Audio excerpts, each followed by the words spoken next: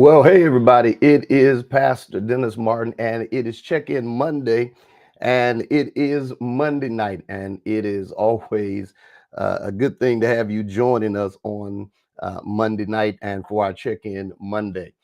We're having just a little bit of, I guess you would call it difficulty a little bit. I'm waiting on Bishop Smith, and we want to make sure. All right, he keeps losing connection. Let me see, can I get him in here, y'all? And let's see.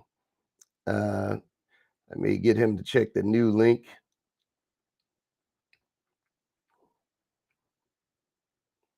And if he gets that, we'll be in. We did a test run on this today, but you know how test runs are. When you go live, something always some seems to happen. So let's give him just a minute to get in here on tonight. So let's give him just a minute. He's coming, and just grateful to have you. Do me a favor while you are here. Please let me know where you are viewing from, where you're watching us from. Let me go over here. Yeah, I see those in the chat.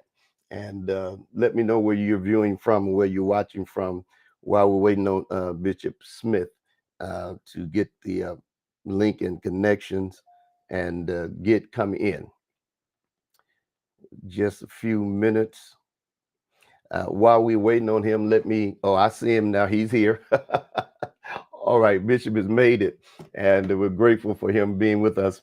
Let me first of all say thank you for those of you that have sent your call and text and everything today concerning the passing of my sister, LaShawn. I'm grateful that we've heard from you, and so many of you've reached out, and we plan on reaching out back to you. Just give us a minute or two, and we want to make sure that gets done. And so we're looking forward to sharing with you and then passing on information to you. Thank you. I see those of you that are here, those of you that are in the chat. Let's get right into this. Let me bring Bishop Smith right in on tonight and put him on this broadcast. There he is. Let's switch him around. Yeah, that's the right name. Just trying to make sure we got him right on that, and to make sure everything is good. Let me first of all say Bishop Smith is my guest tonight, and I thank him for consenting to come on and be a part of this discussion tonight. And you know, one of the things that I want you all to know, that Bishop Smith probably has known me longer than I would say anybody in the Church of God in Christ. He knew me before I started preaching. I wasn't preaching. He was pastoring. My late uncle used to go to Chattanooga all the time, and they would have crusades and revivals there. And I remember one time we went to a service that Bishop Smith had, and my uncle was there. And it was a church that was up on a hill. I don't know exactly, but it was so jam-packed that when we got there, we couldn't get in. It was full. And when I started traveling with my uncle in 1979, January 1979, the first place we went was Chattanooga, Tennessee.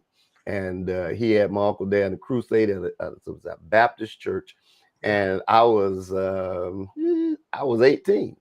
And Bishop Smith allowed me to preach that Sunday morning at this church. That was the first church I preached at when I traveled with my uncle, was at Bishop Smith's church on that Sunday. And so he's known me a long time. Goes way back past when my grandma was alive, and she passed in 1976. And so we're just grateful to have him with us tonight. Hey Bishop, how you doing? Doing great, Dr. Martin. It's a pleasure to be with you. And I want to accentuate the fact that you've been stellar ever since I met you. You have been stick-to-itive. You've been focused.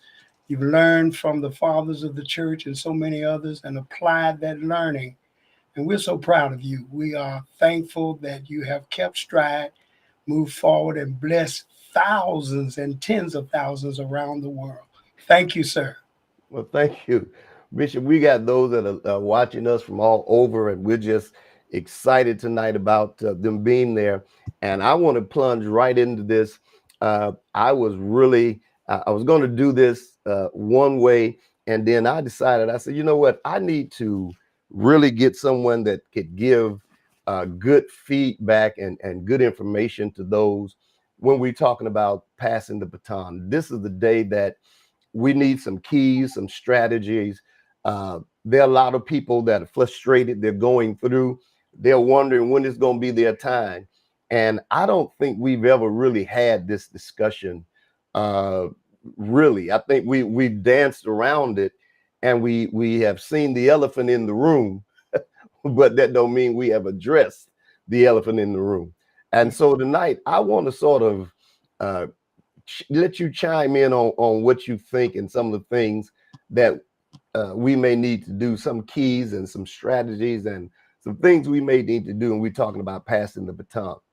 First thing I want to uh, ask you about is we hear a lot about mentorship, and not just in church, but just in the world general. And that's why I didn't say on this live that we were going to talk about the passing of the baton in ministry. I want to talk about the passing of the baton in life overall, and see the bigger picture. And we hear a lot about mentorship. People pay for mentors or they ask for mentors. Uh, you know, so what is your take when it comes to mentorship? How do you approach that, or what do you feel? Is it even necessary for us to have mentors? It's absolutely necessary. The biblical principle beginning in Acts 2 shows plurality. It shows a composition of multiple gifts uh, in the same space. Mm, When the Spirit came on the day of Pentecost, he came with the fullness of the heavenly glory. There were diversified backgrounds in the upper room. There were people of every hue and every background that was represented in that upper room. One Holy Ghost from one God ministered to them, and they were all filled with the Spirit as the Lord had promised.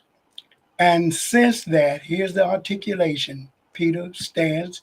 It takes about 3 minutes to read what Peter said. And that one sermon brought about 3,000 people added to the church. So I'm thinking preaching by itself, proclamation by itself, exposition by itself is not necessarily elongated. You don't have to preach long, teach long, mentor long, but be strong in it. 3,000 was saved that day by Peter's preaching one sermon. Know this, that in the last day, saith God, I pour out my spirit on all flesh, and hear the manifestations. Old men dream dreams, young men see vision, old and young go together. And he emphasizes staying within your skill set. mm, But the problem is the lack of transition. We want to transition the youth when we ourselves have not transitioned. wow. I'll be 75 this coming July 19th. It snuck up on me. A lot of people who know me don't believe I'm quite that old, but I am. But thank God I had the ability to start mentoring years and years and years ago in various ways. Um, when I had my practice and prior before, when I did internship, which is tantamount to mentorship, internship, I was at Erlanger Hospital and Memorial Hospital and Moccasin Bend Mental Hospital as a clinician. And there were doctors there of various disciplines, but we were all at the same hospital. Psychologists, psychiatrists, psychoanalysts, brain surgeons, social workers, Mm, um, medical doctors of every discipline was there. They wore white coats or they did whatever that discipline demanded.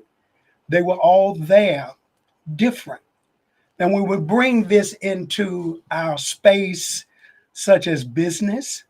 All of us don't have the same business in the community, same type of businesses.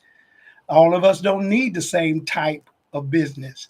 When I grew up as a boy, on the west side, we had all the funeral homes were on one street, 9th Street, which is MLK now. Every one of them was on one street, just a few blocks of each other, up and down 9th Street. We had people that owned, we had one hospital. We had people that owned barbershops, beauty salons, sodas, shops, all kind of businesses up and down 9th Street, the majority, and then on 8th Street and on 10th Street and several other places. But we were contained within our community. We weren't all over the city in the 30s, 40s, and 50s and early 60s. But we were diversified. There were older men. When I started preaching at age 7, I had an uncle who we called a hustler. He made money. He worked at the foundry, but he hustled on the side. And my cousins and I would pass by them up on Main Street and William Street and toward Market Street. But you know, every time we passed by them, they would say, "Keep moving." Cousins and I would pass. Don't stop. We don't want to see you on this block doing what you see us doing. Wow. That kept us in school. That kept us focused. That kept us moving toward an agenda of graduating, matriculating from high school and moving forward. So there are many mentors in many different ways by which mentorship and internship can come. My father was an electrician, but someone taught him and then someone mentored him vis-a-vis he was able to do what he did. But there are different kinds of disciplines in electronics today, different forms and different fashions and different methodologies. So when it comes to the overall community, we need that intervention of people with experience and skill and know-how to bring someone alongside them and help them. I have to apologize as a senior that what I was exposed to as a child no longer wholesale exists the way it used to. And it's unfortunate that somehow we dropped that baton and we dropped the torch, because every preacher said, "Come here, boy, you little preacher, come here. Let me tell you something." Not one failed to give me a book, and sometimes several books. The first book I got as a boy preacher was on ministerial ethics. And they made me come to the office every day when I got out of school and give them a report chapter by chapter. And they told me every vice I need to stay away from. Every one of them. And so that's mentorship. You had a phenomenal mentor initially. Your uncle was pulled into something that never existed. Yes. For him, there was no other. He entered into the realm of revivalistic evangelism, big tent revivals that drew thousands. And while he set the stage for the preaching, he also was a minister who preached during the day and preached around the country when the tent or other revival schedules had not come forth. There was this love period and people were grabbing on him left and right all over the country. People of all backgrounds, Hispanics, blacks, whites, you name it. He was preaching in their churches, packing them out. Now, I don't want the people to think, based on what you said, that those folks showed up for me. They showed up for Dennis, for your uncle. And it was phenomenal. And he had a certain mantra. Imagine the thousands of preachers across the country over the years who wanted to get close enough to him to be in relationship with him. And you both had to be fulfilled by him and yet stand back and let others glean from him. Yeah. That takes you understood. He's my uncle. And I have a personal relationship with him.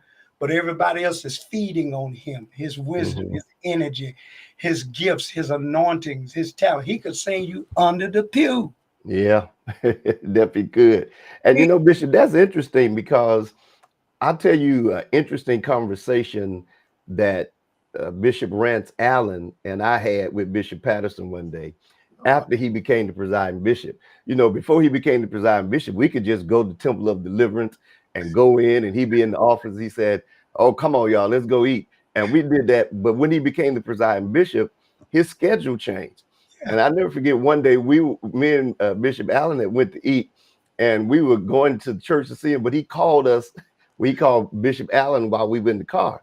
He said, "Where y'all guys at?" And we said, "We on our way." He said, "Y'all come on, we're going to get something to eat." And we looked at each other because we had just got through eating. So he took us to eat. And so we were sitting there and we started talking to him. We like, "Bishop, we like the fact that you're the presiding bishop, but we just don't get to you like we used to." And he just started laughing. He said, "You guys are something." But it was true. And so what you're saying is true. Sometimes when you have people that are of a statue and they're mentoring people, sometimes where you were doesn't mean that they put you out, but sometimes you got to back up because others have to be able to glean from that person now that is somewhat in the spotlight, I guess you could it's call true. And in some cases, it's critical because they have fallen into a conundrum, a it. Okay. situation that they can't get out by themselves. And they didn't have the wisdom going into it. Certainly, they don't have the wisdom to get out of it. And it takes people like Bishop Patterson, Bishop Blake, now Bishop Sheard, his father, Yes. Bishop Sheard, Bishop Owens, Bishop Ford, the list goes on, and even Baptist and Methodist ministers and people of various backgrounds. One of the individuals that taught me about money was a Jew. His name was Mike. He owned a pawn shop. He was filthy rich. He took the pawn shop as a project, something to do. He had matriculated and given up his business and he just doodling around, had a pawn shop. I went in as a third grader to buy a parade drum. I had saved up my little lunch money, little preaching money, and went to buy a drum. And he started talking to me. He said, "I've never had a child to come in and buy a drum." He said, what are you doing? You in the band?" "Yes." And we got to talking. And for years, every day, at least an hour, if not more, I would go by the pawn shop after school on my way to church, and I would spend time. And he taught me about investments. He taught me about a lot of stuff. A real, authentic Jew. He was not a priest, but he was a practicing Jew. But he Hmm. said, "I like you. It's something about you. You have good comprehension." And he taught me not just that, but other things in ways he mentored me. I had teachers who mentored me, my parents and preachers all over town, around the country, who took time. I had business people who mentored me. I had Reverend H. Wright and H. Baton and others, and Robert Richards, Pastor Robert Richards, where um, Kevin Adams is now. And these people took me under their wings. And Reverend Wright taught me about civil rights. And in that hue, I had the privilege of meeting face to face Martin Luther King Jr., who came to St. James Baptist Church in Chattanooga to organize a chapter of SCLC. And at the same time, they established a youth chapter, and I was the first to join. They Hmm. paid my fee. And when it came to integrating, though we marched and demonstrated, and some naturally more than I did, but when it came down to integrating all of these different venues, I was the first one they called because of my temperament. But who taught me that? Who Wow. taught me how to Yeah. be nonviolent? Who taught me how to be balanced and not to emote? Who taught me how to govern my own emotions and thoughts for the better good of a better tomorrow?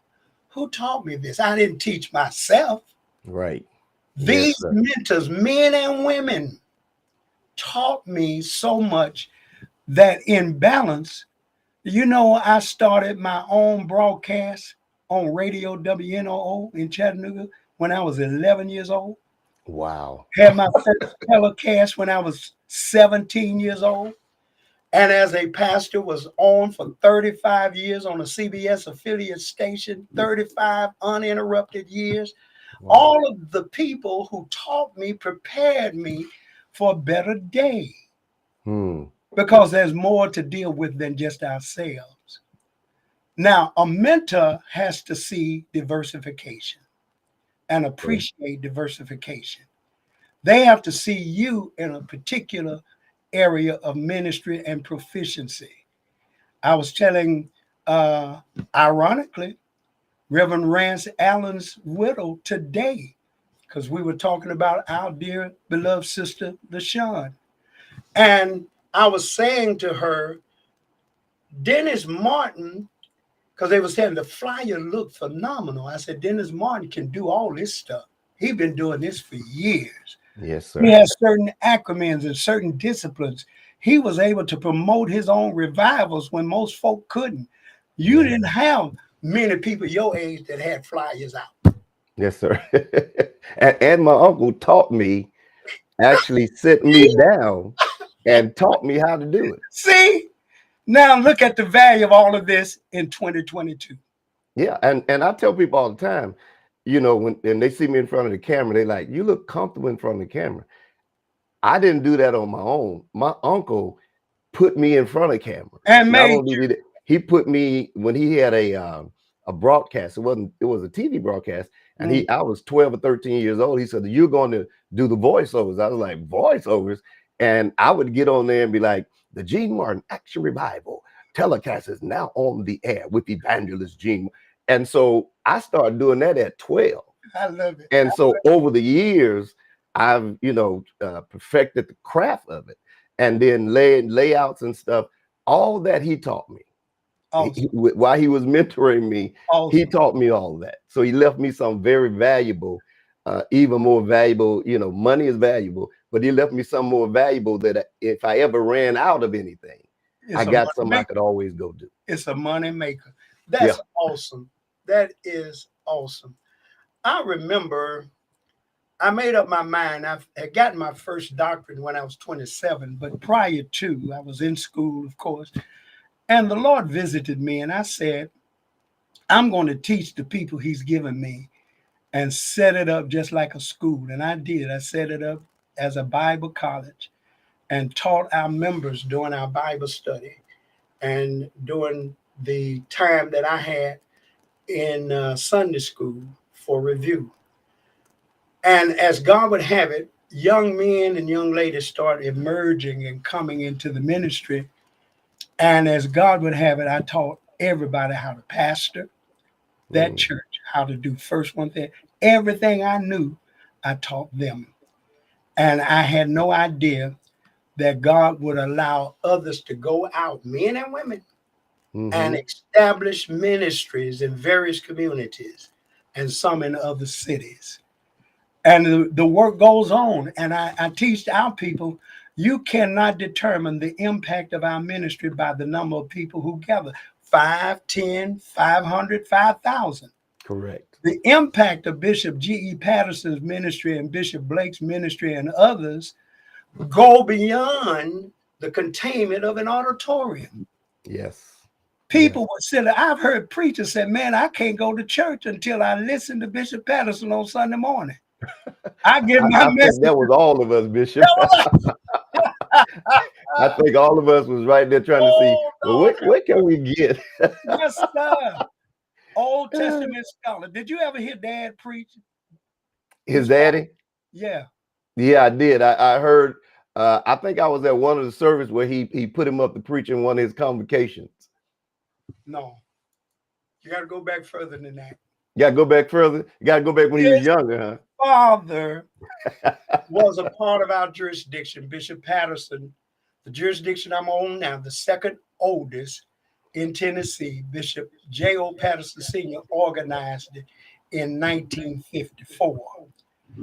During our convocations, both in Memphis and Nashville, and they would fluctuate sometimes, Bishop W.A. Patterson did the doctrinal hour.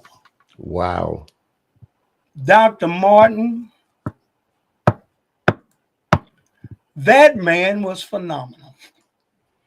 Old Testament scholar, and he never went past 15 minutes, ever.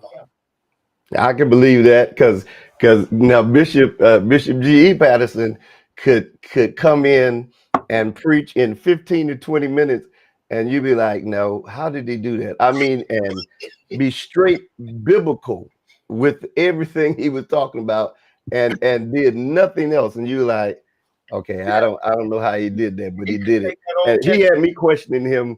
I questioned him many times as the bishop. Why do you have me coming down here with the way you preach? And his explanation to me was, he says, I don't care how good I may preach. There's some people sitting here that still don't get it. He said, and you will come and say the same thing I said in a different way, and a light will go out off in their head, and they'll be like, I got it now. That's true. So that's how, those are the type of things he would sort of drop on me that I could get and understand ministry more. So he was really teaching me at the time that I didn't even know I was getting the education. Yeah. It'll manifest later. And the job of a mentor is not to be so worried about whether or not they got the whole role immediately, because you have to walk it out.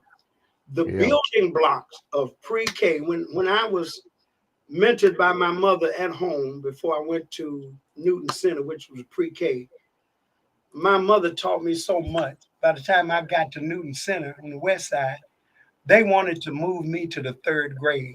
My mother said, hold up. And it kind of offended me. My little feelings were hurt because I was glad to be promoted. And my mother said, no, there's too many other things he need to know. Wow. Before you just move him academically. That's good. I'm glad that he's comprehensive, but there's a whole lot more. And when I was in the 7th grade, I was just an astute mathematician, and Miss Alma Moore was my homeroom teacher and the math teacher, and never gave me an A. I was a straight A student. She didn't give me an A. I had the courage to approach her one day, and she said, sit down, little preacher. And I was in the 7th grade. She said, sit down, little preacher. Let me tell you something. To whom much is given, much is required. Wow. She said, you sit here and do your work half the time of the next best student, and you don't do nothing with the other time that you have. You twiddle, doodle, you take your pencils and be on the desk, and you're frustrated. Say, I'm going to do you a favor. I'm going to give you twice the load, twice the equations of everybody else. I went home and told my mother. My mother said, great, I love it. I thought they were going to challenge her. And I left school with the greatest, and even to this day, the greatest appreciation for Miss Alma Moore, who saw that if I didn't do my best all the time, chances are there'll be a time I won't do my best at a particular time. That was a form of mentoring, and I pressed into the academics based on her mentoring me and giving me nuggets to live by. There are people prepared that have something they can deposit in us. Even though it used to offend me. I know you got it as a young teenager. They'll walk up to you and say, "Are you still preaching?" Yeah. Yeah. And I used to say, am I still preaching? Yes, I'm still preaching. But now that I've lived as long as I have and have seen so many who started and stopped, I could appreciate them taking a poll to see if I'm still committed to what I said I was. That in itself. Well, Bishop, that's sort of, you said something that sort of brings me to the next thing. Your teacher did not allow, you know, your mother didn't allow them to push you past where you were Right, because she said you were going to miss so much. right. So when we talking about passing the baton, why is it so important for us to have that preparation or prepare people for the passing of the torch? Because like you said, you're 75, and I just turned 61 in November. And then you got others. I got my daughter, my son, and others that are young. I got grandkids now. And so sometimes they ask questions and stuff. And my wife homeschools my grandkids. Mhm. And so what she said to me one day, she says, I don't want to push them too far where they'll miss the things that are necessary that they may need down the line. So when we don't prepare people in the passing of the baton, and we don't not only prepare well, we're going to pass it, but those that are going to receive it, how do you feel we need to deal with that? Because that's important what you said, not leaving something out, but because you may know something in the third grade Yeah. and you may skip and they put you in the sixth grade, but Mhm. that means you missed a whole lot of learning Oh, in yeah, between. and interaction, to your point, and interaction with the students, with the instructors, in the school environment, in life itself, because it can take you completely out the loop. It puts you with other people in another path that you really fundamentally don't belong. You Wow. haven't measured up to it and matured up to that. So even though now my daughter that lives with me moved in as soon as the Lord called Mother Connie home, she and her family, but when she was a child, 2 years old, I put her in my lap and let her do the steering wheel while I drive. And if I needed to adjust for any reason, I would do it. She learned how to drive. I never gave her keys to my car as no toddler. I let her sit in my lap. It's what you call age appropriate. And, Yes. and experience got to come with that. Now she drives me I cannot drive as long as she's around. She will not let me drive. Not that I don't know how. I go all over the country driving. But she took it upon herself. Daddy, you taught me. I'm here for you. You don't have to worry. I'm going to preserve you as much as possible. I remember years ago, my first pastorate was in Scottsboro, Alabama. Bishop W.S. Harris in Huntsville, who was the bishop over second jurisdiction, sent me to that church. They only had a handful of seniors and two or three children, maybe one middle age. As a result of that, he had talked to me time and again while I'm there running revivals for him. He sent me to that church, but he didn't leave me alone. He said, now, boy, whatever is right, the Lord will pay. Report to me every time you go and let me know how things go. He said, they'll handle the money. You ain't got to worry about that. I'll tell them what I think you should have, and they'll deal with the rest of it as I give them direction. But I learned and cut my teeth on Mm, pastoring from having someone, one, who trusted me as a 17-year-old. I was an old spirit, but still, I didn't know everything. I never pastored, but he taught me how to pastor that few people. In 2 years' time, that church was jam packed with primarily young people and young adults. But they were not my people. I mm. preached them in. Old school teacher good. These are not your people to run, hightail away and take them somewhere, start up somewhere else. No, these people, you bring them in, but they belong to the church. They belong to Church of God in Christ in this case. They're under my auspices. I sent you there on my behalf. And if we don't get this lesson starting off, we'll Right. we'll go by our emotions and feelings and mess up a good thing. But all of that Mm, prepared me. So at age 22, when I organized a church that's now 52, going on 53 years old, Dr. Rosario Slack is carrying that ministry and doing an impeccable job. But what if I didn't have foundational understanding to right. organize and structure? That didn't come from me. that came from many people, including my parents and aunts and uncles that been in church all their life, and say, hey, let's do this, let's do the other, let's do such and such thing. And these fathers will help you. When I got to be the bishop, I was like a runaway train. I wanted to do so much so soon. And Elder Crockett, God bless him in his grave, called me to the side, one of our monthly meetings. He said, yes, sir, Bishop. Dear sir, I need to talk to you. I said, yes, sir. He said, now you're going a little too fast for me, a little too fast. I want to help you. I want to help you.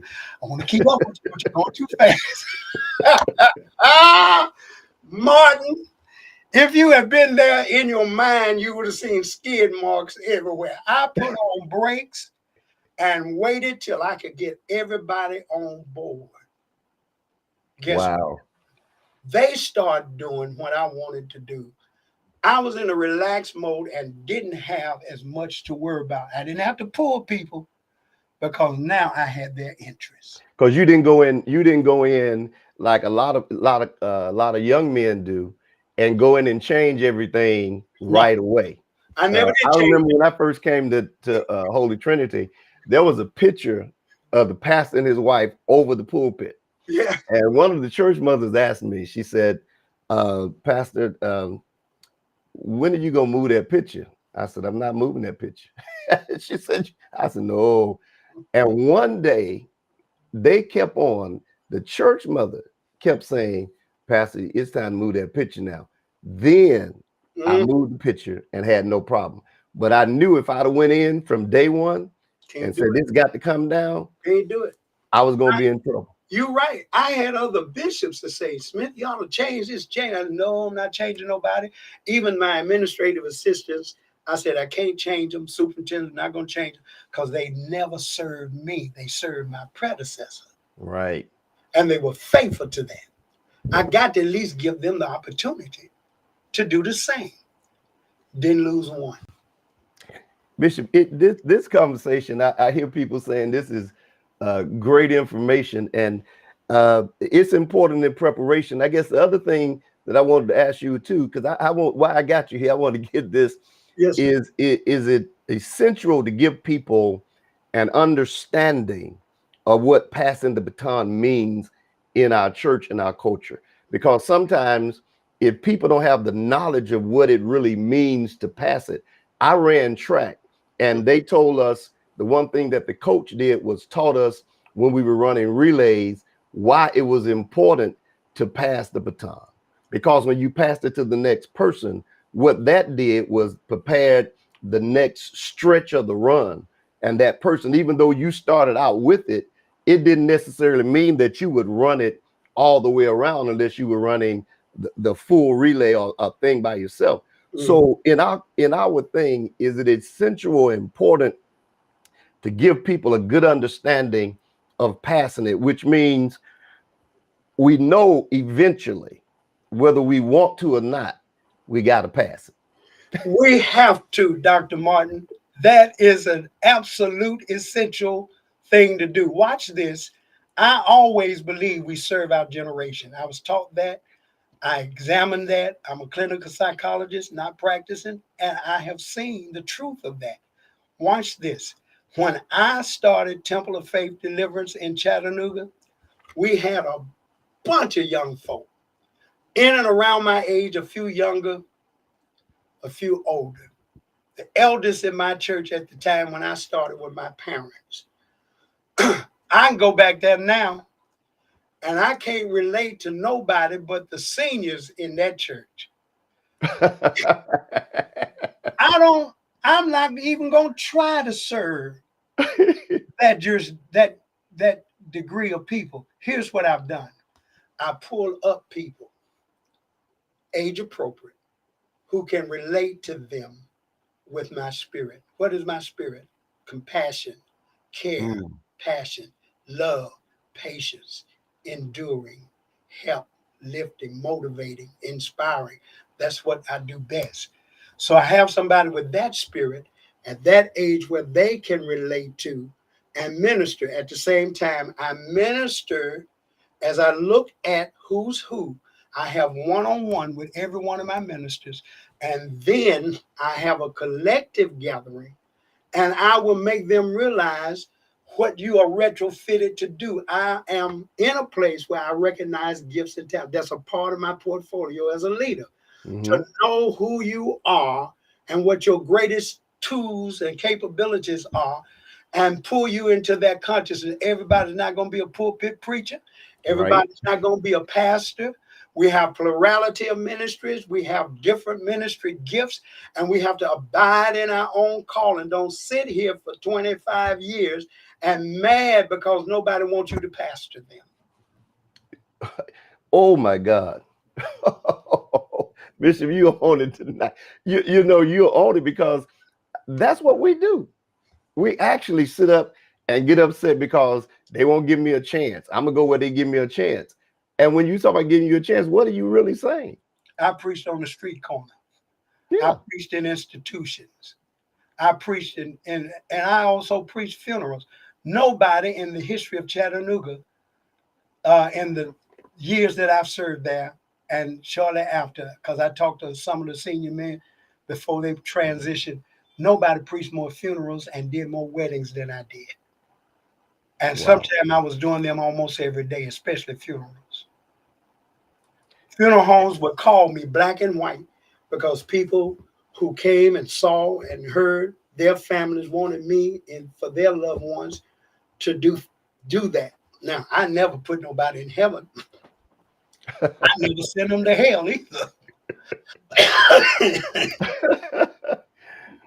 Well, Bishop, let me ask you because you just said something that leads me to the next question I was going to ask you, Mhm. and that was you said you would gather with some of your elders and team members, and I'm sure this could be applied in business also, Yeah. and you would talk to them before you took it out to everybody. Mhm. And so I guess my question would be, how careful should we be in passing the baton?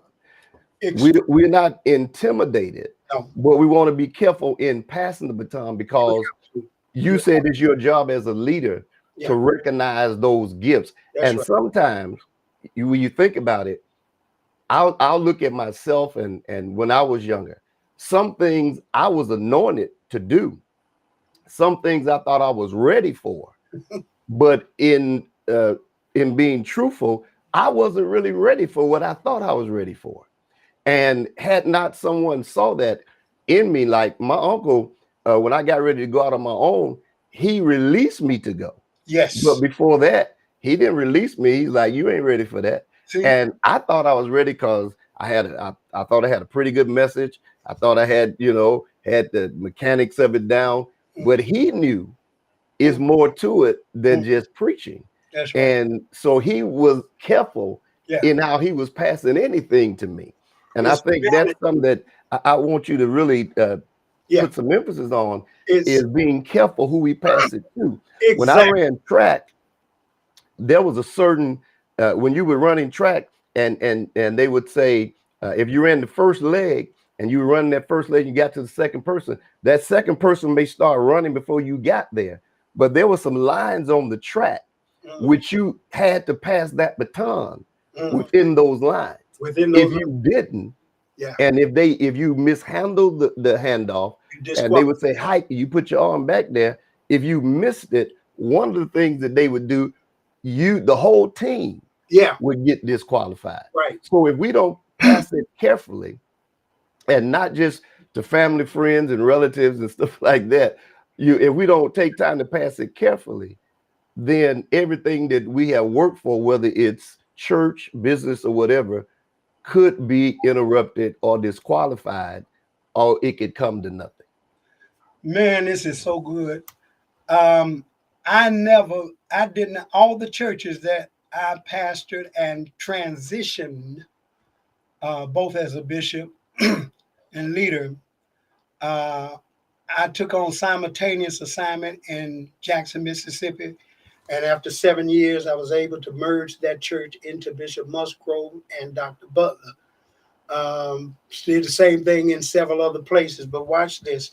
I had 85 people, we counted from the cradle to the elders, that were members of the church the day I transitioned out of it and turned it over to Dr. Slack. I didn't give that church to not one relative. I was not going to let anybody prompt me about my sons. They weren't ready. Other relatives weren't ready. God had this man stationed. And when I transitioned out of Knoxville, I did the same thing for Dr. Jefferson, who was like family but was not kin to me, and the Lord had prepared. But here's something that is observable. The reason you have internship, mentorship, a doctor from Meharry, from Howard, from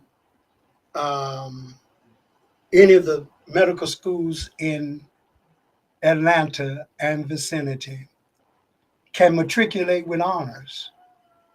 They are not directly ready to release them to the patients without Wow. oversight.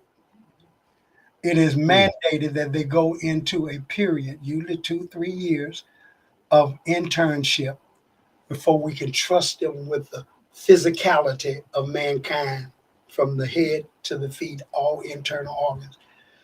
A fool who matriculate with honors from a law school will not go right into a practice just because you got family and friends that could be your clients. But they need to understand the nuances of law and the paradigms and the quirks and the idiosyncrasies that's associated with it that you haven't come to full regalia yet. It's there. It's an animal waiting to devour you. Hmm. Young man or young woman who comes into the ministry or who come into business, they think they got a good idea. They're going to make money. They're going to set up camp and do certain things. Now you have minority business affairs that teach them all the nuances. You got to have the right siting, be in the right community, got to have the right footprint and traffic coming through for what you are selling them, whatever the nature of it happened to be. I would do that when I lectured in Fortune 500 companies, colleges and universities and what have you. I would motivate. Here's the 3 things you got to do. You got to manage yourself. You got to manage your people who are associated with you, and you got to manage the business. Wow. Oprah Winfrey was told by Bill Cosby, write your own checks. Yeah. Write Yeah. your checks. That sounds real good to me. Write your own check. Write Yeah. your own checks Yeah. because you bring governance to it. And I tell people you cannot go in business and take everything from business. If you do, soon you will have no business. Wow. You got to reinvest.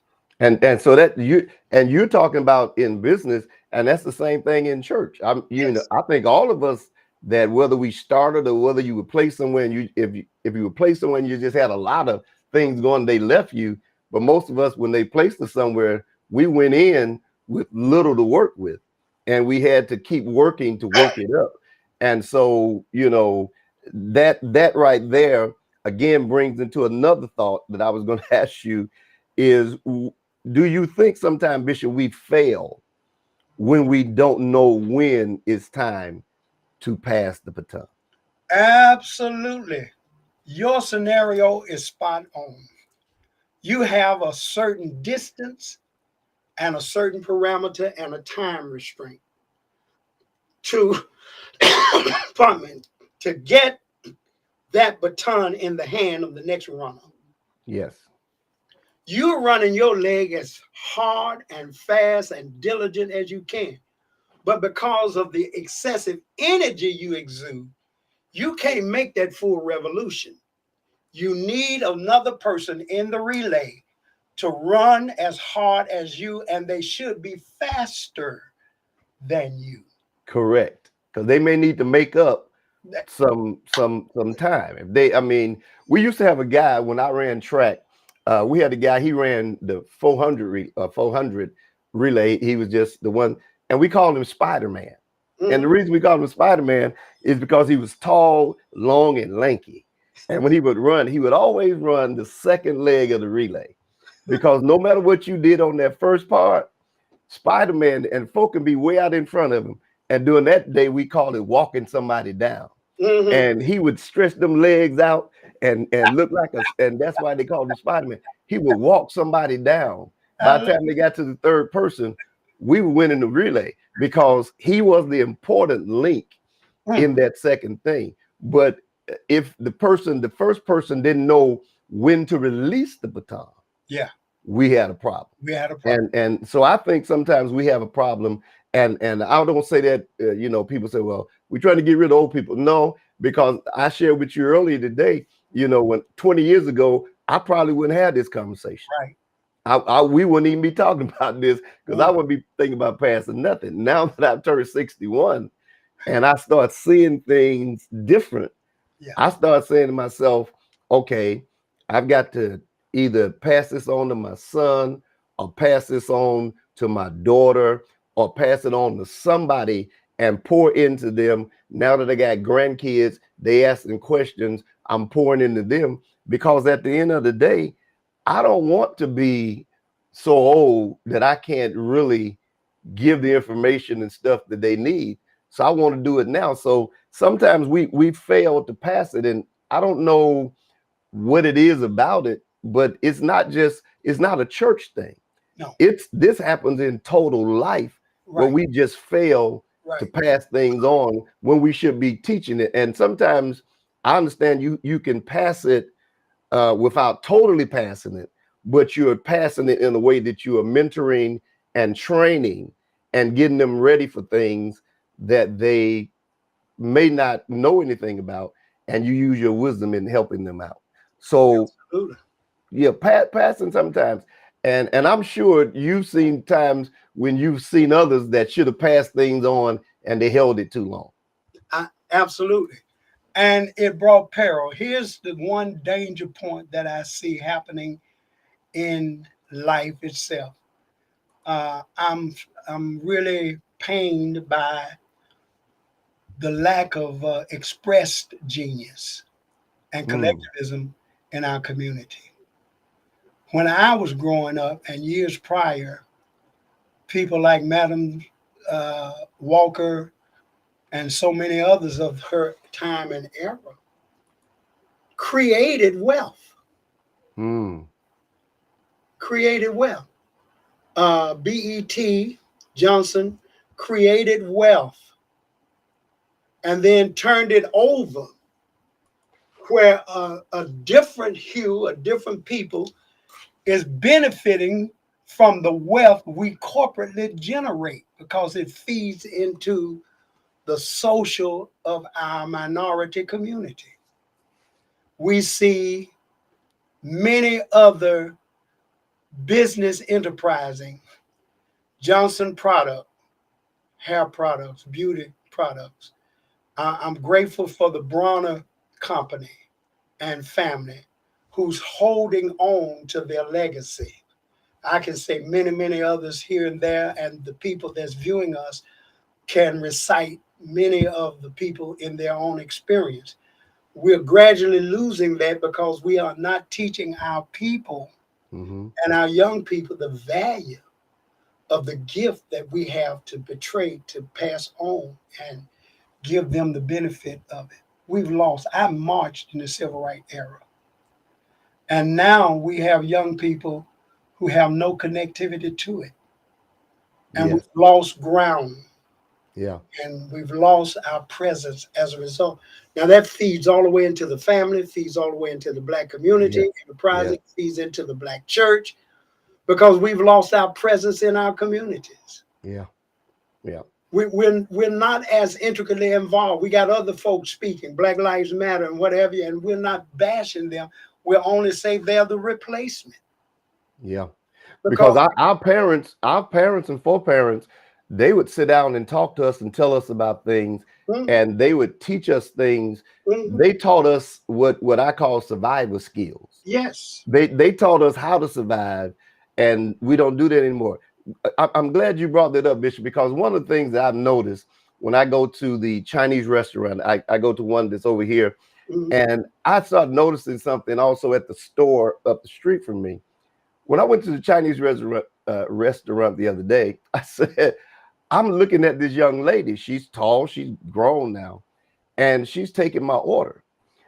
And I'm looking at her mother that used to take my order. And I'm remembering that when I first started going, they put this little girl up on a crate. And she was taking my order probably at 7 or 8 years old. She's taking my order. Now she's grown. So the mother and those, they're not as involved as they used to be. Now, the little bitty girl that was taking my order is now the one that's taking the orders and doing the things. They're running the business. They're running things. Same thing at the store up the street. I said to the lady the other day, I said, how's your son? Because I remember when she was pregnant. She said, oh, you haven't seen him? I said, no. So the next time I was in the store, she said, this is him. She said, he's 21 now, tall and everything. And I'm saying, they understand. They understand. They start mentoring and passing the torch and the baton early, that when they get ready to totally put it in their hands, they're not even worried about it. No, because they have a comfort level. And let me say this to the Christian community who do not understand both mentorship and transitional leadership. You have to prepare for both. Now, some of the bitter experiences were that we just literally turn things over to them without preparation. Oh my God. You're my son, and now I'm going to make you my assistant. And now I'm going to transition to be the papa and let you run the church. And they don't have an affinity to the people, to the God of the people. And it disparages all the hard work and labor and sacrifices that you've made. They see it only as enterprising and profit margin. Yeah. And it could be better. It could be better if we teach them, but then we teach the people. Junior may have made some mistakes in life. That's a part of living, but so did your child. So did the guy next down the street. We're going to prone to make mistakes. And this, we're not trying to excuse it. We're saying we learn from it and move forward.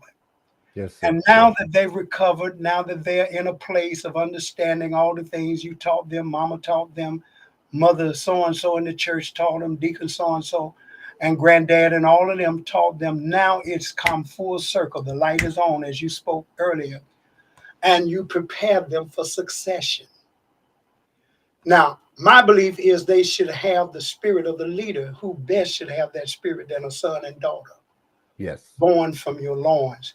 I never ascribed to it because mine were of a different, they were in entertainment and all that kind of stuff.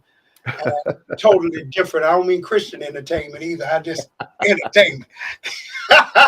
So they went a different route on me, but the hand of God is on them. But I'm not going to bring this neophyte spirit and put it over the saints. But those who have stood with you, set up under your wings, been there, carried your briefcase, your own children, been there. I got all girls. I got 6 grown daughters.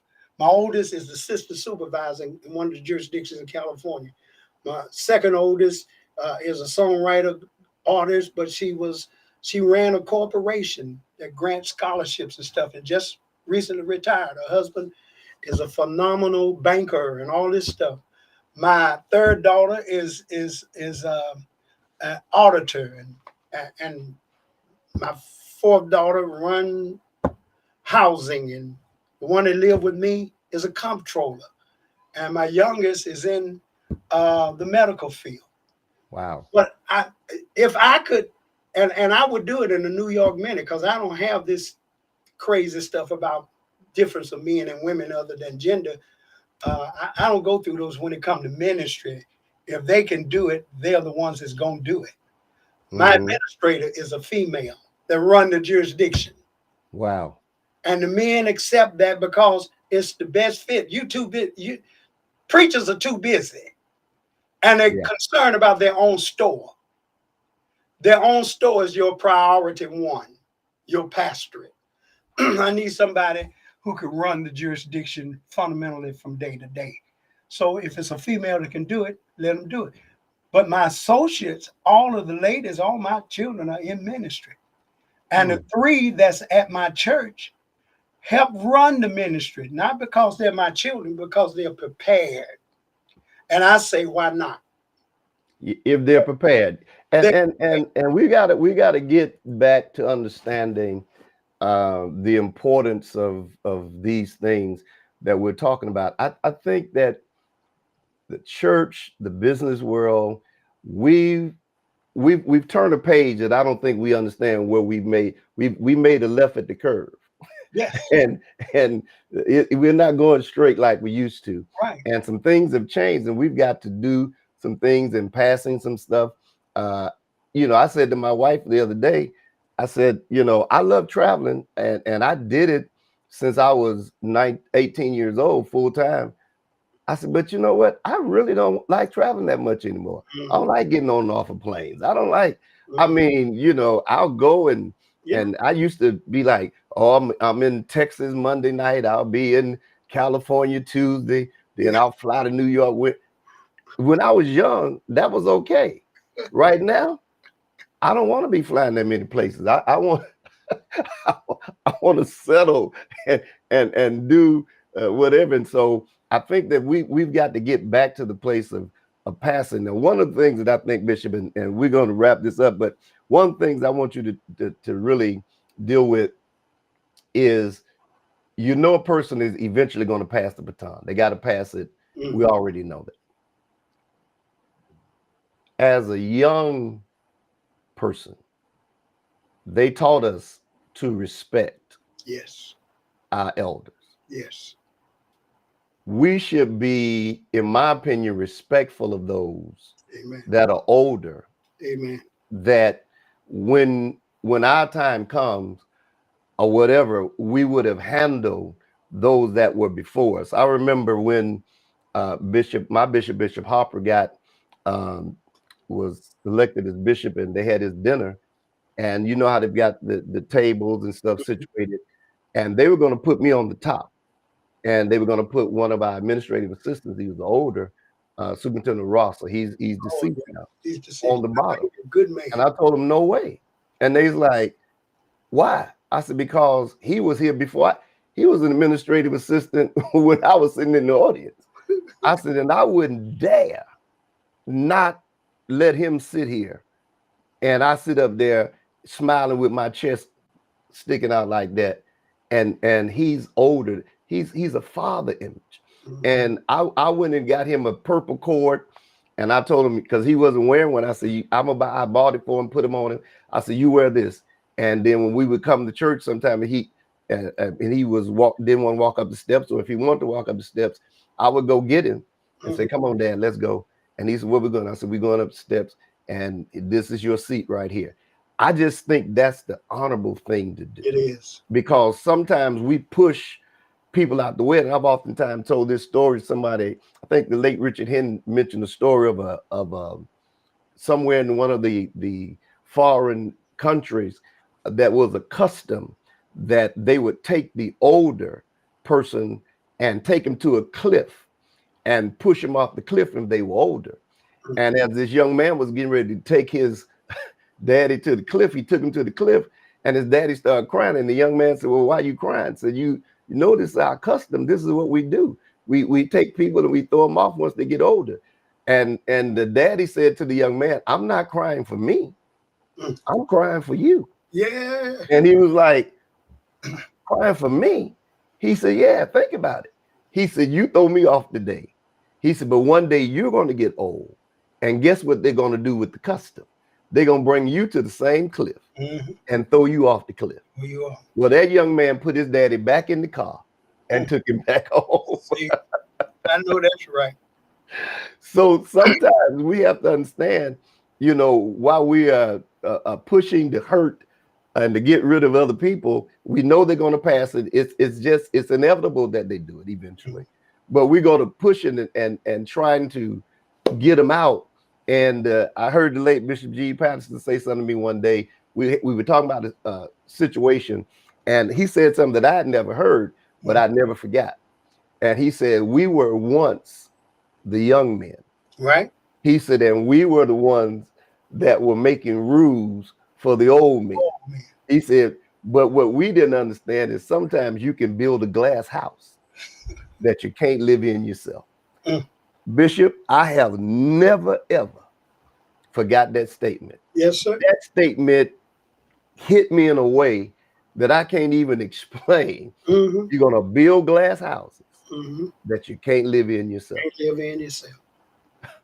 Boy, that's profound and prophetic. So, and to his credit, he spent his time at the pinnacle changing some of that. Yeah. To make it more palatable to those who love God and want to serve.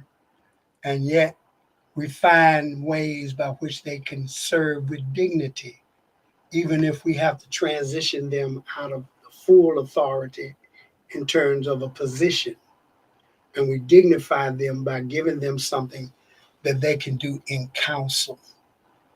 I believe it's important that we counsel and help prepare the next generation. I remember being called to New Hope Baptist Church in Chattanooga. I would preach their annual youth day, and they wanted to make me the pastor. And I said, what's going to happen to the pastor? And they said, oh, we're going to get rid of him, give him a nice little severance package. I said, no, I can't take this church, because now you talk about this old preacher who talks about the red clay in Georgia every Sunday, and you all are sick and tired of the young people can't hardly stand him. I said, but the day will come, God will let me live long enough so I can reap what I participated in and sown. I said, it'll get to a point that same generation don't want to hear me. So I couldn't do it. And it was about a year after that that I started our church in Chattanooga. There's a preacher that I counsel with. He was having fits about what was taking place in his ministry. The Lord had allowed a young man to come on board. He was a seminary trained preacher, but he had some experience, and he loved the Lord, and he had this ability to draw people. So when he joined the church was growing exponentially, and the pastor was releasing him to some marginal degree. Finally, the church got up to about 300 people in 3 years. It started off just minor, under 100 people, like in the 90 average people coming. This church, under this young man's assistance, grew to over 300 people. Then the pastor got mad when he felt the inclination to go preach, not around the corner, not down the street, in another community that needed a church plant. And about 100 of the people, right at 100, decided they want to follow him, but left the church with right at 250 members. He was upset. And I said, did you not see what God did for you? You were struggling to get 100. And God allowed somebody to come in and serve you and leave in the right place, ask for your endorsement, ask for your blessings, ask for you to pray for him, ask you to open up in his official opening service, and leave you 150 members you didn't have. Is it that we're so petty? Yeah. As seniors. Now I can say this because I'm a senior. Is it that we're so petty that we will not allow God to fulfill his work and let those gifts have full expression to the benefit of all concerned? And then when God disconnect them for another assignment, they left us off better than when they first came. Can we be jealous of that? Yeah, that's true. Yeah. You have mostly the main people who were with you are still with you. And you have 150 new people that you did not have. If we don't broaden our scope Mm. and see God in this, this is a son that's gone to establish a way, like leaving my house and going to establish a home for themselves. They're not in a house necessarily. They just rent an apartment, but they're establishing their own future. Can we be jealous of that? Because do like Mother Connie did, start cleaning out my house and bedroom sets and this and that and the other and chairs and couches and stuff. I'm going to help my son get established. Yeah. Help my- Because guess what? And this is some great, Bishop. The son is always going to come back Yes, Lord, and honor you. and honor you.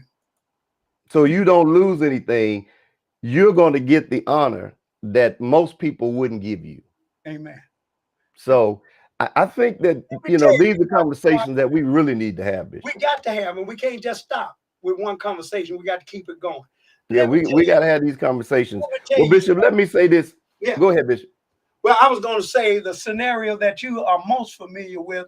I was put in for 45 days and then then released from that assignment.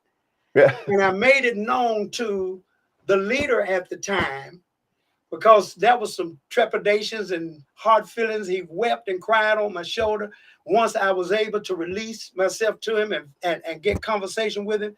And I walked up to him and I said, remember this, a son may not always agree with the decision of a father, but one thing is clear: you will always be my father. I will always be your son. That changed the whole landscape. Did you not know 4 months later I was the bishop of the jurisdiction? Bishop, you are helping us tonight, and that we just got to have the right spirit on stuff. Yes. You're familiar with it's not a secret. The year that Bishop Patterson and Bishop Owens, when Bishop Owens won by 1 vote, Right. and I never forget. I was at one of our meetings, and they were talking about it, and I sort of felt they were talking about me. But I've always been this kind of person. Mm-hmm. I go talk to the leader. Mm-hmm. I don't leave it that I assume stuff. So I remember going to talk to Bishop Owens. I remember going to his office, and the adjutant said, "Well, can I help you?" I said, "Ask Bishop, can I talk to him for a minute?" And he said, "Yes." So Bishop was in his office, and you know how he sit back in his chair. Yeah. He sitting back. He said, "May I help you, son?" I said, "Bishop," I said, I heard everything that was said. I said, "But let me tell you something, Bishop." I said, "I love you. I love Bishop G. Patterson." I said, "And I would never do anything to jeopardize you two men that I love."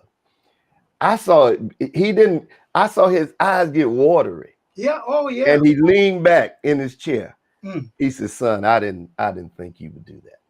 And so it's a way you approach.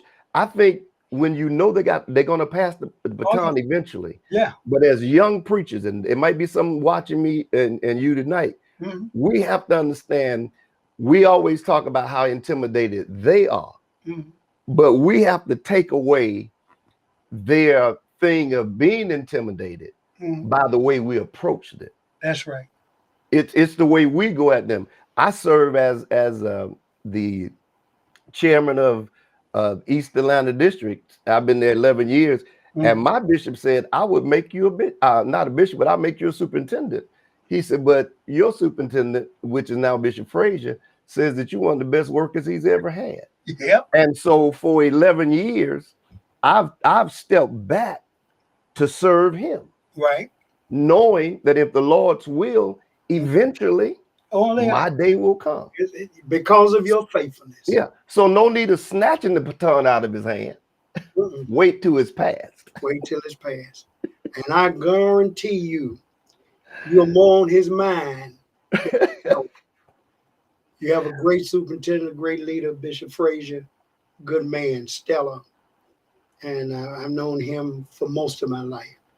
I started preaching at Valley View. I'm sure your family told you when your wife and your sisters and brothers, were knee high to a duck. Yeah, members at Valley View. Members at Valley View. I would preach for Bishop John Cooper. He loved me. I couldn't be in Atlanta without going to preach for him and preach for other people, but mostly for him. And he promoted me to the hill. And your family, the Lord gave me to prophesy to them, and I told them, God is going to put you on the stage of life. Your names will be a household name around the world. I am so godly proud of them, though we've lost two, along with mother and dad and Murphy, Yeah. pastoring brother, phenomenal preacher, close friends used to come, and you used to have charge of the midnight special. Mm-hmm. Yeah. And we would come from all over the country. Different folk be in town. They could be preaching for somebody or just in town doing whatever. And then we show up at the church.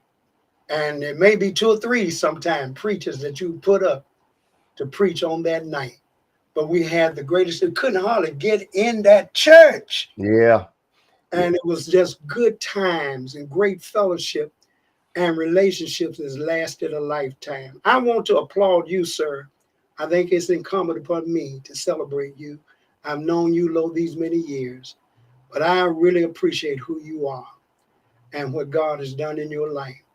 You have my full support in all areas of ministry. You've been there for me, supporting, encouraging me. And the last time I was there to preach for the convocation, your convocation, you and Sister June took good care of me. I ain't gonna never forget that. I love y'all. Well, Bishop, we definitely appreciate it. We're gonna get out, but I'm gonna ask you to do something, and there are those that are watching and they're making comments, and they're talking about how needful this is and how needful it is for us. I just feel that it's time for us to have this conversation. I tell people uh, I've done through Bishop Patterson, through my uncle and others. I've stood on some of the greatest stages in life, Mm-hmm. stood in some of the greatest pulpits before social media. Mm-hmm. See, everyone gets excited about social media, but we did this when we didn't have no social We media. would have it. We couldn't even afford a colored flyer. That's the truth. All we could do was get a 30-second spot on the radio and maybe get live on the radio. We didn't have no TV, we didn't have no computers. No. So some people think, oh, I'm great. You great. If you want to look at how people really did this, Mm-hmm. look back at Bishop Smith, look at Bishop Richard White, look at people that did this with no phones, no social media, no nothing. And they were going places running 30-day revivals and Yes. saying, when you start talking about that, Yeah. now we're talking about it. And so my last thing that I want to say, and then I want you to pray for us, Bishop, is this. I was watching the show that Bishop Jakes did. Mm-hmm. This was several years ago when he had this talk show. And he said something, there was a millennial on there. And the young lady said, I can't buy a house, I can't do this. And Bishop Jake said something. He says, I want to help you out. Mm. He said, spend time with the fathers and the mothers. And I was doing something, and when he said that, he grabbed my attention. Yeah. I said, I want to hear what he's about to say with this. Mm-hmm. He said, they can teach you what you need to know, that you can get the things you need to get. But if you don't spend time with them, you won't get it. And that brought me to the place to understand, you talk about mentoring and passing the baton. Mm-hmm. Sometimes just spending time. There are things I tell my kids, we laugh. I would sit there and listen to my grandmother talk, and she would tell the same story all the time. Mm-hmm. And I would repeat the story while she was telling it in my mind. I was saying, yeah, and he did this and he did that. And I said, but the funny thing about it today is when I'm talking to you all, what I'm telling you all is what she told me. See, I'm repeating the same stories because now I understand that they're relevant now. And during that time, I just thought she was just up there talking. So we need to understand that we've got to spend some time with some people that's got the wisdom. We may not can get everything, but if I need to find something out about ministry or life, I'm not going to call someone that's 20 unless it's maybe something dealing with computers. But if I want to get into the meat and the wisdom of life and what's going on, I'm going to call somebody that's already walked that road. Amen. Someone that's been down that avenue. Amen. I'm going to call them and find out. I remember one time I was getting ready to do something at church, and I thought it was a great idea. I thought it was absolutely a marvelous idea. I said, I'm going to do this. This is great. But I had the wisdom enough to run it past someone older than me that was already pastoring many years past what I had been pastoring. So I asked him, I said, I was getting ready to do this. What do you think? They said to me, boy, don't you do that. I said, why? They like, you about to mess up. You don't want to do that. I can't even remember what it was. And so I put it on hold because it was a great idea to me, but they said, you don't want to do that. That's not going to work. And I'm glad that I took that wisdom instead of just plunging ahead and then later on find out they were right. You're right. So, my goodness. February had 3 events for me that was significant. I started preaching my first sermon on the first Sunday of February 1954, 68 years ago. I pastored my first church, the one I told you about in Alabama, for 58 years ago. And then on February the 3rd, on a Tuesday, 1999, I was appointed the Bishop of Tennessee Eastern First Jurisdiction. July the 19th, I will be 75 years old. I'm thankful for what the Lord has done. Stick to itiveness. Key. Be intentional and never cry foul. Don't give up. Stick with it. Be committed to it. Trust God if you can't trust anybody else. yes. Oh, my God. Yes. I want you, Dr. Martin, if you'll do me this favor. Okay. I want to challenge the people because this really is all about you. You brought to bear this discussion is very necessary. God birthed this in your spirit. And I want the people to seed into you and your ministry. And I want you to post your giving protocols, whatever that is, if it's Givelify, if it's Zelle, if it's Cash App, what have you. I want the people, while they're on, I sense in the Holy Ghost, there are 21 people that can sow a seed of $100. Now, if you know anything about Bishop Smith, I never, ever beg. I don't do that in the local, never have. And for 58 years of a pastor, I've never put on a rally. I taught people how to give, and God has met the need. I want you to please, ma'ams and sirs, 21 people. I want you to just hear God in it. No begging, no pleading, no pushing and shoving, no demands, just out of a heart of love. I want you to sow a seed of $100 into this mighty man of God's ministry. And God's going to release to you. I used to sing the song. I think you used to hear me sing it. I'm a millionaire. Yeah. I'm a millionaire. My father's rich in houses and land, and I'm an heir. I'm a millionaire. I'm a millionaire. I'm a multi-millionaire. I only sing that song when I feel money. And I hear God in this, and I want to release that. And then I want to encourage you, my friend, to let's serve God together and let's be in the place that God put us until he transitions us into yet another place to his will and glory that will bless the public, the good of people, wherever they might be. I never wanted to be an evangelist, never wanted to be a preacher. I never wanted to be a pastor. And God knows I never thought I'd ever be a bishop. Prophesied to me as a child. And God, in his infinite wisdom, gave me graduated steps.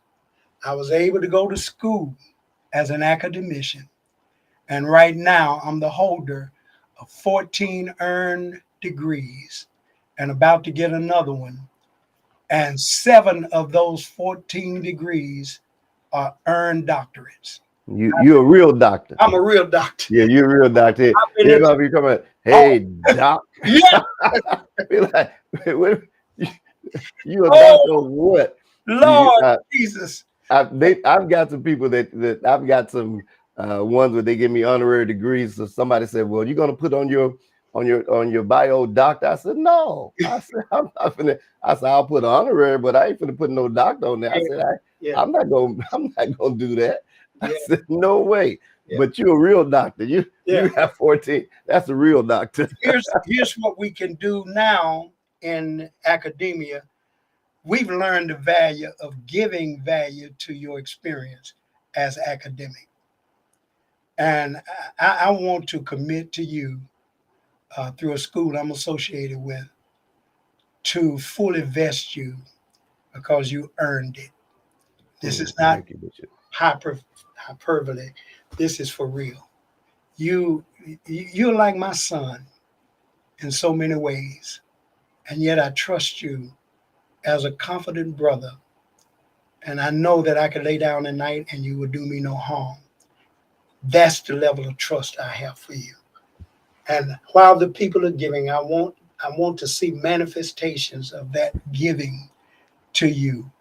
And if you just post like you're doing now, all of you all say, I gave. You don't have to say what it was. You just say, I gave.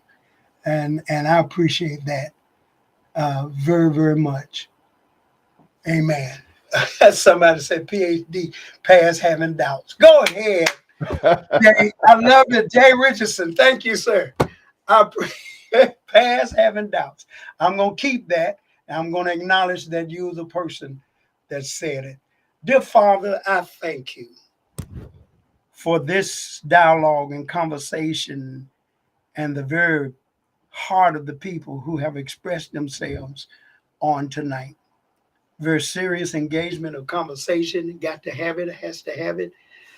And we were not through with this conversation, many more to have because we must work to a logical conclusion. I thank you for the passion that you've given us for ministry. And thank you for the balance that you've created in our lives so that we will not err either way.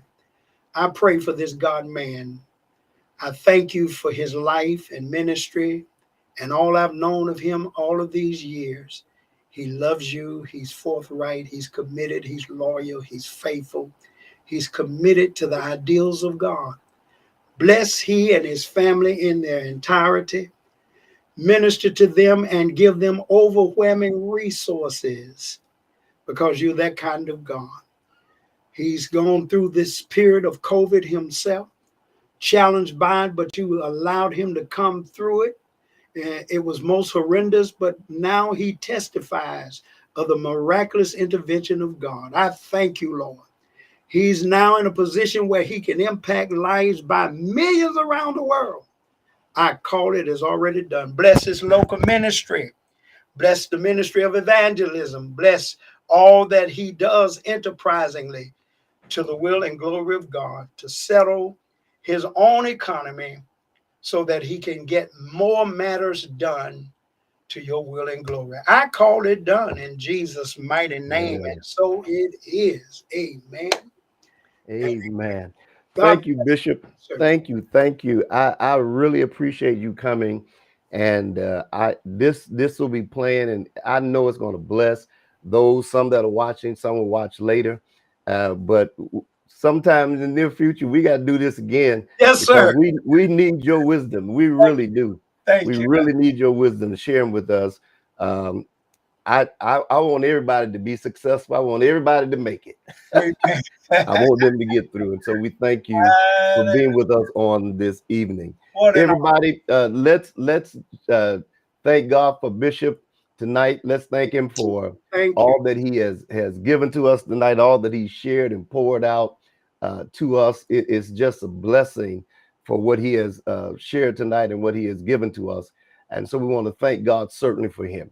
Yes, sir. And on that note, hey, I see Pastor Liza Hickman here. Oh, And thank you, Pastor Hickman. She's here with us tonight. oh, And we thank God for her. She's sort of been down herself a little bit, but the Lord has blessed her. mm, Let me say this to you before we leave. yes, Please pray for, continue to pray for my wife and pray for yes. her sisters, my family. Amen. Today we lost a phenomenal person. We lost Oh, yeah. a jewel Yes, Lord. in LaShawn, and I tell you, her voice I don't think will be matched in my lifetime Mm-mm. ever. And so let's continue to pray. Pray for my wife Yes. and all that's connected, her daughter, Arian. Let's keep them in prayer. And you follow me. We'll let you know when the services will be or when the service is planned. We'll make sure that you know whether it's in person and virtually, and we'll get that information to you to make sure that you're a part of the celebration of my sister, LaShawn. The Amen. Lord bless you. The Bless Lord keep you. The blessing of the Lord be upon you. And we bless each and every one of you in the name of the Lord. Thank you, God bless you, everybody. Bishop. Thank God you, bless sir. everyone. We'll see you next time. Uh,